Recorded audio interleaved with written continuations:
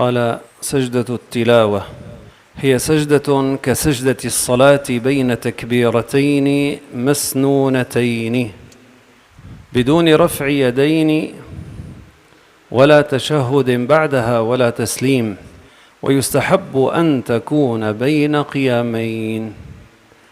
إذن هكذا تكون سجدة التلاوة. أول شغلة ما عندنا تكبيرة إحرام لها، ما بدنا نوقف نقول الله أكبر بعدين نعمل تكبيرة انتقال إلى السجود مباشرة.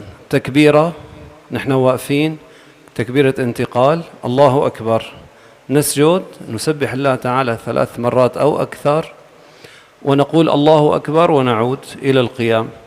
طيب إذا واحد قاعد كمان تصح أن تفعلها وأنت جالس، عم تقرأ قرآن، قمت المصحف على جنب أنت وجالس، كمان انتقلت الله أكبر الله أكبر، انتهت رجعت للقعود، فالأمر جائز ولا إشكال فيه.